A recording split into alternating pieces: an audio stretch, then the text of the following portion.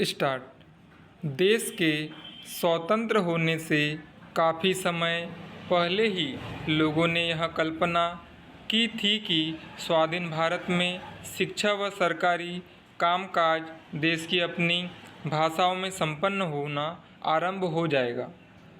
स्वाधीन होते ही देश के अनेक विश्वविद्यालयों ने इसी भावना का अनुसरण करते हुए अपनी शिक्षा और परीक्षाओं में हिंदी और क्षेत्रीय भाषाओं को समुचित स्थान भी दे दिया था। हिंदी भाषी क्षेत्रों के अनेक विश्वविद्यालयों में शिक्षा और परीक्षा का माध्यम हिंदी हो चुका था, लेकिन जैसे जैसे समय बीतता गया लोगों की सोच में अंतर आने लगा। लोग अनुभव करने लगे कि हिंदी माध्यम से शिक्षा प्राप्त नवयुवक सरकारी नौकरियों में उचित संख्या में नहीं आ पा रहे हैं। उच्च शिक्षा की तो बात अलग थी, पर छोटे स्तर पर भी हिंदी माध्यम से शिक्षा प्राप्त नवयुवक सरकारी नौकरियों में उचित संख्या में नहीं आ पा रहे हैं। उच्च पदों की तो बात अलग थी, पर छोटे स्तर के पदों को प्राप्त करना भी उनके लिए बहुत कठिन हो गया था, क्योंकि सरकारी पदों पर भर्ती के लिए अंग्रेजी आवश्यक थी। जनता के मन में यह प्रश्न उठना स्वाभाविक था कि क्यों न शिक्षा का माध्यम फिर से अंग्रेजी कर दिया जाए। ऐसी बदलती सामाजिक धारणा को रोकना आवश्यक था, क्योंकि देश की अपनी भाषाओं को समुचित स्थान न मिलना राष्ट्रहित में नहीं था। अतः सरकार ने सरकारी पदों पर भर्ती की परीक्षाओं में हिंदी व अन्य क्षेत्रीय भाषाओं को मान्यता प्रदान कर दी।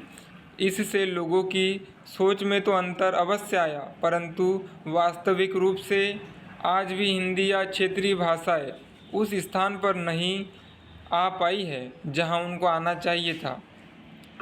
केंद्र सरकार ने भी अपना सरकारी कार्य हिंदी में संपन्न करने के लिए अनेक प्रावधान किए, सरकारी आदेश जारी किए, प्रशासनिक कार्य हिंदी में करने के लिए काफ़ी बल दिया। परंतु केवल सरकारी आदेशों से कोई कार्य तब तक सिद्ध नहीं हो सकता जब तक उस कार्य को वास्तविक स्वरूप प्रदान करने वालों की मानसिकता न बदले। अतः सरकारी आदेशों और व्यवस्थाओं के बाद भी देश की भाषा को सरकारी कामकाज में वह स्थान नहीं मिल पाया जिसकी वह हकदार है। इससे हमें दुख होता है और हम इसका दोष एक दूसरे पर डालने का प्रयास करते हैं। इसके लिए किसी न किसी हद तक हम हिंदी भाषी वर्ग के लोग भी तो दोषी हैं। अखिल भारतीय नौकरियों में भर्ती के लिए ली जाने वाली परीक्षाओं में अब प्रश्न पत्र द्विभाषी रूप में रखने की व्यवस्था की गई है। हिंदी तथा भारतीय भाषाओं में प्रश्नों के उत्तर देने की छूट दी जा चुकी है।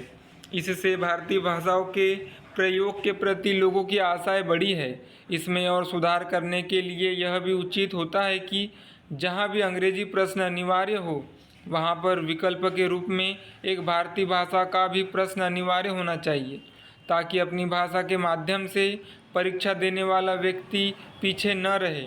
इससे यदि उन्हें अंग्रेजी में अंक आते हैं तो वह उसकी पूर्ति अपनी पसंद की भाषा से कर सके, परंतु अभी तक यह व्यवस्था नहीं हो पाई है।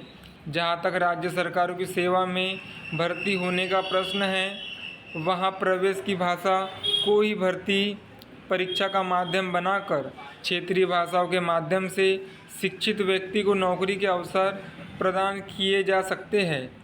इस प्रकार केंद्र सरकार की भर्ती परीक्षा का माध्यम हिंदी तथा अंग्रेजी और राज्य सरकारों की भर्ती परीक्षा का माध्यम राज्य की भाषा को रखा जाना चाहिए। इससे जहां राष्ट्रीय भाषाओं को सम्मान प्राप्त होगा, वही लोगों में भी किसी प्रकार का कोई असंतोष व्याप्त नहीं होगा। भारतीय भाषाओं के अनुसार भी अब संघ की भाषा हिंदी और सहभाषा अंग्रेजी है। राजभाषा अधिनियम पास करते समय संसद ने एक संकल्प भी पारित किया था। उसमें यह स्वीकार किया था कि केंद्र सरकार की सेवा में आने के लिए उम्मीदवार को हिंदी अथवा अंग्रेजी में से एक भाषा का ज्ञान अनिवार्य होगा।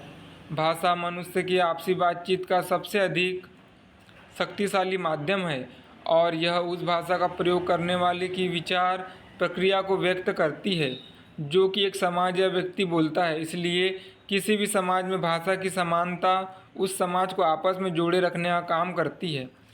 आज के सशक्त प्रचार माध्यमों ने उस भाषा के विकास को गति दी है जिसमें कि समाज कार्य करता है।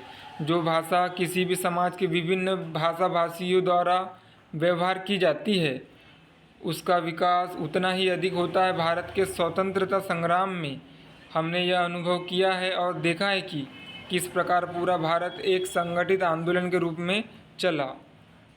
स्टॉप।